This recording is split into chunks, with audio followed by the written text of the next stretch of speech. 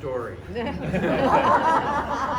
a friend of mine actually did this, but the difference between the play and his situation is he went back twice. So yeah, I always thought that was like a fun idea for a play, and I was looking for a holiday family kind of farce, and this kind of fell into place. I thought, well, what horrible things could happen as a result of this? You know, how could I make my characters just the most uncomfortable? And this was the result. Absolutely. So let me just ask. I think it was a little while ago, either TV Guide or Rolling Stone listed like the top 100 sitcoms of all time. How many of the top 10 ones did you write for? I think 3. Yeah. Let's see. It was Aftermash, Joe and Sons, and, That was in the top 10. And the Tortellis, I think, were the 3. No, I think Mash, Cheers, and Frasier all got into it. Simpsons was up there too. Yeah, and you did write for them, right? Yeah. I wrote for them and I did a voice. Oh, Yeah. I'm the voice of the Springfield Isotopes, their baseball team. You know, which, considering I was the voice of the Baltimore Orioles, it kind of made sense that they would use me. Absolutely. So does anyone have any questions for Ken about the play or in general? Yeah. Let's say, it's not a question, but I have to say, I'll take it off for just a minute. I had an opportunity to say, and I'll say it again, I love coming here because this is fun. Every show I've seen here is fun. I don't want to be confronted by my problems. For that I have, for that I turn on the radio, the show, the news, and everything else. But this is fun. And as I mentioned before, I started out and the whole situation was, I can't believe it. I mean, I cannot believe you're going to work it out and have this whole situation go on. And it was fun throughout. So thank you for really giving me a fun situation and going throughout the whole thing going, oh my God, I can't believe it. Even if I didn't break out laughing every 2 minutes, but the whole situation was, thank you for, really bringing out a fun situation and keeping it up. So I don't have any question. I just enjoyed it for whatever, 2 hours I was sitting here. Well, I enjoyed your comments, so that's okay. I agree. I was that loud, was I now? When did you write the play? I think, of course, last year was like a blur, but I think like 2.5 years ago. Oh. I wrote it in the summer. I wrote it in the summer. One of the reasons I wrote it is I know a lot of theaters, it's hard if you're a new playwright, as John knows, to get slots in theaters. Because they sort of prefer going with established, that Neil Simon guy. But I know that they always have a holiday slot open. So I thought, well, if I had a holiday play and it performed really well, then the theater and their subscription base would know who I am and would be interested in seeing some of my other plays. So. And it was just fun to write. I had written a play right before it that had a lot more dramatic elements towards the end of it. And so I thought, well, it would just be nice to write a fun, escapist piece. I can see how the pop culture references will hold up 10, 20 years from now. Yeah. Did you think of that when you wrote it? Absolutely. Yeah, absolutely. And there's no political references. There's no bad language. One in Yiddish.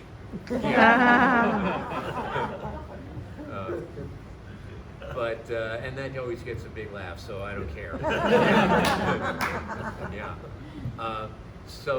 Yeah. The idea is hopefully that 5-10 years from now, people will still be doing this play. will you update some of the references? I Yeah. probably will. If Yeah. Project Runway will probably still be on. Yeah, yeah, and so will Jeopardy. Yeah, exactly. Yeah. Yeah, so will Jeopardy. But I kind of went out of my way not to make references to, you know, the Today Show or, you know. Now, for your sitcom work, you worked with a partner, Yes. David Isaacs. Uh-huh. Do you find Now you know who the funny one was. It's David. Well, my question was going to be, which did you find easier, to write with a partner or write on your own? Your plays you write all by yourself. I write my plays by myself. You know, there's advantages to both. There's the social aspect of writing with a partner. There's always somebody to go to lunch with. And the main reason to write with a partner in television is that if your car needs servicing, there's always somebody who can like pick you up, okay? You know, who will meet you at the you know, Ford dealer. So that's why I was partners with him. But on the other hand, it's also nice not to have to explain to somebody what your intentions are, convince them to go a certain direction. It's like if I want to try something, I can just try it, and if it doesn't work, I just throw it out. And I mean, I don't know, you know, how you work, but I keep a discard file, and if I write a play that's, say, 80 pages, something like that, there's also like a 40-page discard file of things where you go, no, that's not going to work, or you know, that kind of thing. Do you write on paper still? No, Okay. no, I write on the computer. Okay. Yeah. So how'd you get involved with Cheers and Freddie? I got involved with Cheers. Our first staff job was many years ago. What I love about this audience is I'm going to mention this name, and they're all going to know who it is. Okay, is that I was on the Tony Randall show. Okay, yeah, so nice that people go, who? You know, is that the guy with the cereal? No. And Jim Burrows was our director. And a couple of years later, when Jim and the Charles brothers got together, formed a company, and did the pilot for Cheers, they needed help. They weren't going to just write the whole show themselves. So Jimmy called us and asked if we wanted to produce Cheers. So we were there from the pilot, and that first season, it was the Charles brothers and me and David writing pretty much the whole series. And then Frasier came from Cheers, so that was pretty easy.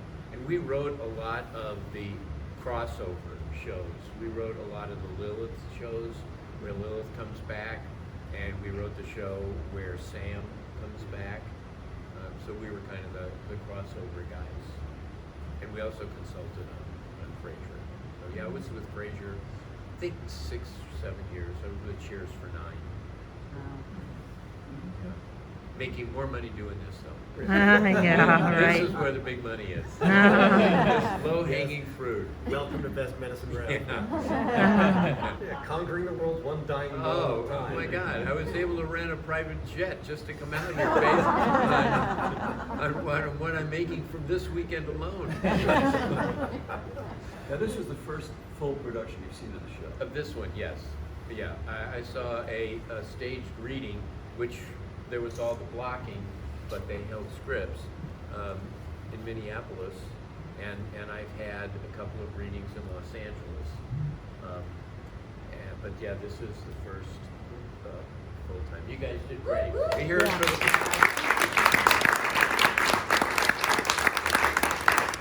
So, Stan, what was your approach to the script? I mean, we fell in love with it the minute we read it. We did a reading of it on Zoom during the pandemic. John was kind enough to let me do a stage reading of on Zoom, which is its own challenge. In fact, Becky was originally mom. John was originally dad. Evan was the original Gary when we did this on Zoom. And when I read the script, I fell in love with it. Who wouldn't? And of course, their challenge is when you try to do a show on Zoom and try to make it meaningful to an audience, not just people sitting in little boxes and acting. The casting was very good. And when John gave me the opportunity to do a full stage production, I grabbed it and just loved it. I'm a little compulsive, for those who have directed, and I'm sure some of you are familiar with being directed by me. You know how compulsive I am. So I had all the blocking done before the first audition, because I want to know what the play's going to look like and how things are going to put together. And then it all changed anyways. But you got to have a starting point. Yeah. Could I give you guys any more props? I'll give you 6 or 7 more presents to not unwrap. Well, and we did, I mean, honestly, we did change some of them. The script calls for an inflatable mattress. And it was like, how are we going to inflate this? And with the fan being so loud and, you know. Better get one of those. Yeah. The futon really worked. And I love, thank you for allowing us to make the change. The death futon, I think, is just fantastic. I love that line. And John did the set. Let's hear what the set. Yeah.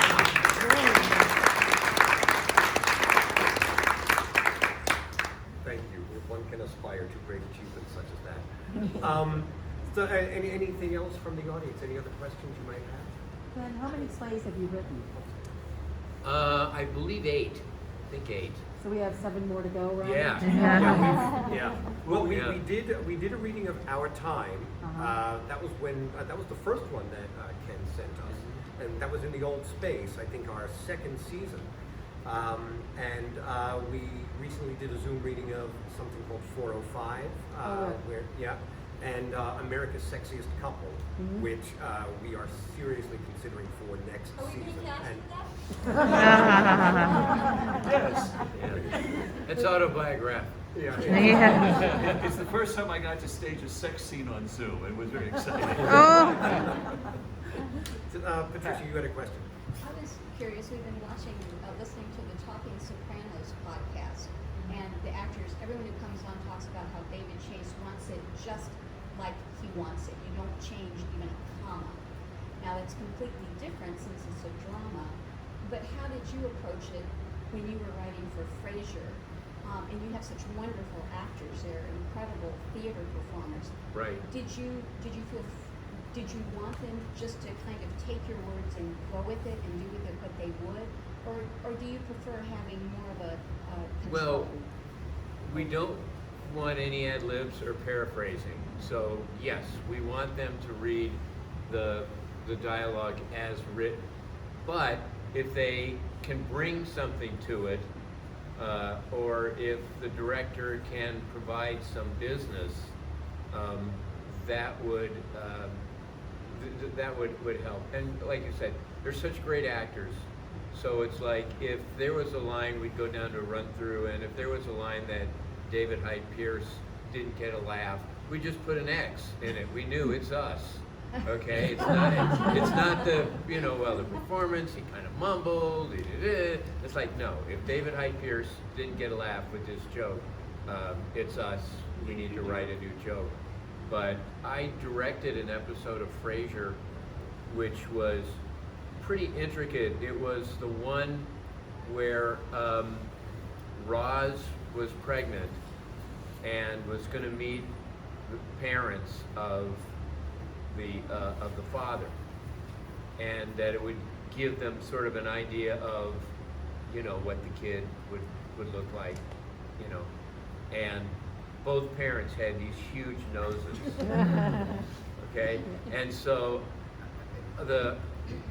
every member of the cast came in and had their reactions and all, and so it was very kind of intricate because I wanted them coming from different places and different reactions, and not just have, now this person comes in, now this person comes in. So I had all this stuff worked out, and it worked out really well. And so we had the run through, and I said to the writer, so is this kind of the way you envisioned it? He said, I had no idea that this could even work. He said, yeah, it'll look great. Yeah, I didn't know how you were going to do this. So. When you write a TV half hour, which is, 22 minutes of actual dialogue? Yeah, now it's even less, but yeah. What timeline do you have to work on? Oh, it depends. You know, if it's early in the season, you know, my partner and I generally write a script in like 4 days. But if we got into a crunch, there's a Frasier episode we wrote where Niall sleeps with Lilith in the hotel room, and they're trying to hide it from Frasier and that sort of thing. And we wrote that in 2 days. Yeah, but it was like a time crunch. It's like the end of the season, and we like really need it. You know, and the fact that we've been doing this long enough that we were able to do that. We couldn't do that earlier in our career. You know, the first MASH we wrote took us 2 weeks. So. Would you mind sharing the Laugh-In story that you told me? Oh, okay. I had to turn down a job. Yeah. Okay. Laugh-In. Again, everyone knows what Laugh-In is here. Yeah. Right? Okay. So Laugh-In was this. The cast. Yeah. Documentary. What? Oh, it's not a documentary. I think my grandparents told me about it once. Okay. Laugh-In was this hugely successful show that did not age well. Okay. But at the time, it was like the most popular show in America. And I was an intern for minimum wage at a Los Angeles radio station, KMPC. And our afternoon disc jockey was Gary Owens. Oh, wow. And Gary was on Laugh-In from beautiful downtown Burbank. You know, that was Gary. And just for fun, I would write comedy material for him, and he would use a lot of my stuff, which was like really cool. And from time to time, he would have me do bits with him, and you know, and he would thank me and stuff like that. And hear my name on the radio. You're 19, that's a big deal. And I'm at UCLA at the time. And then one day I get a call. Could I be in George Slaughter's office the next day? George Slaughter was the producer of Laugh-In. Okay, what did I do? So I go and I meet him, and Gary, unsolicited, had given him my material. And he offered me a job full-time as a writer on Laugh-In. And it's like $50,000 a year, which in 1969, you know, and again, I'm making $1.25 an hour, you know, changing the teletype ribbon at KMPC. And I said, can I do this part-time? And he said, no, it has to be full-time. You have to be here. And I said, I can't take the job. He said, because I'd lose my 2S deferment, my school deferment, and I'd be drafted in a month. So I had to turn down Laugh-In. Yeah. Yeah. But you told me there was a benefit. The benefit, what? Not being drafted. What was your lottery number? 4. Yeah, it was 4. I got into the Army Reserves. I got into an Army Reserve unit. You know, a radio, AFRTS Reserve unit. You know, if we were called up, it was Good Morning Vietnam. But if we were called up, man, the world was in bad shape. But I met my partner, David, in our Army Reserve unit, and we never could have written MASH without having that authority of the military, and MASH absolutely launched our career. So it turned out that it was a blessing being in the well, thank you. Thank you. It didn't seem a blessing at Fort Leonard Wood, Missouri during basic training, however. Yeah. But talking about Laugh-In, there's something else that's coming in a moment. Talking about Laugh-In, I as a graduate of Montgomery Blair High School, Silver Spring, Maryland, I have to mention. Sorry? As was I about 50 years later. 55 years later. Goldie Hawn There's a fellow along. Oh, yeah. And Connie Chung. Cuddy Chuck. Cuddy and I had classes together. Oh my. Well, take Lisa one- Kudrow, Taft High. All right. Last question. Just a comment, my dad spent 2 tours in Korea and did not care for television in general, but he loved MASH because he said that's exactly what he wanted. Oh. Well, we did a lot of research. We talked to doctors and nurses and corpsmen and patients, and most of our stories came from actual incidents. And we even met the doctor who basically Hawkeye was modeled after. Because it was originally a book by Richard Hornberger. And, well, he used that name as like a pseudonym, but it was Hornberger was his real name. I'm in shock. Yeah. A Jewish name? Yeah. And this doctor's named Roger Wilcox, and he was still practicing at the time. This was 1977, and we flew to Phoenix and spent a day talking to the actual Hawkeye, which was really cool. But yeah, we did a lot of research because it was very important for us. We had medical advisor. We had a nurse on the set to make sure that everything looked right, and we had a military advisor. This guy was a piece of work, you know. Because we basically say, okay, so what's the name of the form that you would use to try to get out of the da-da-da? And he'd call up and say, okay, now I got an idea for an opening scene. Now picture this, sweetie, establishing shot. Really? The best thing about MASH and the ones that you were able to, the whole MASH series was able to establish is that you are in a unit and you create your own moral standards and social standards, and you were able to create it, and your own relationship. It's a whole social environment, and it's amazing.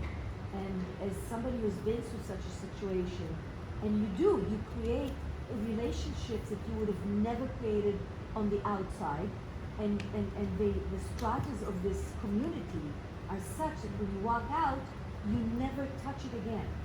But in this camp, man, this is the world.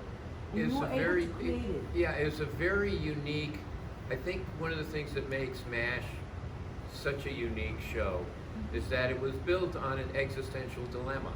Yep. That you had these doctors who were there not by choice, but their job is to save lives in an environment where the goal is to kill as many people as possible.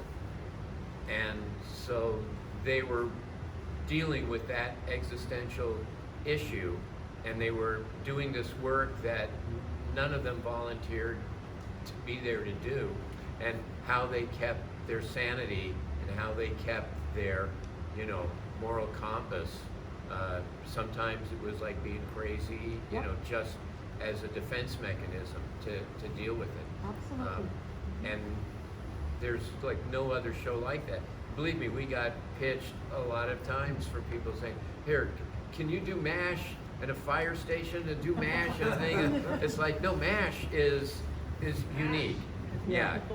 You can't, well, we could do MASH in Vietnam. Well, that's essentially, what MASH was.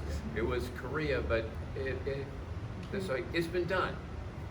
It's been done. So, yeah, it was a very interesting and unique sitcom. Very last one, yeah. Oh, it's not a question. This is my husband, John Klinger. And his father was a refugee, but when he came to the United States, he took the name Max. And I just wanted to tell you. Oh. When I first married him, and I was in New York City, and I would go someplace, and I'd sign a check and they'd say, any relation to Max? And I'd say, it took me like 3 stores before I realized. Yeah. You should take another question. Yeah, no.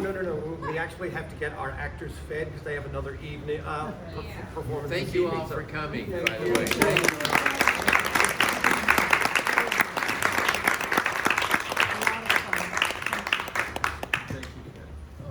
A pleasure. lot of fun, yes, a lot of fun.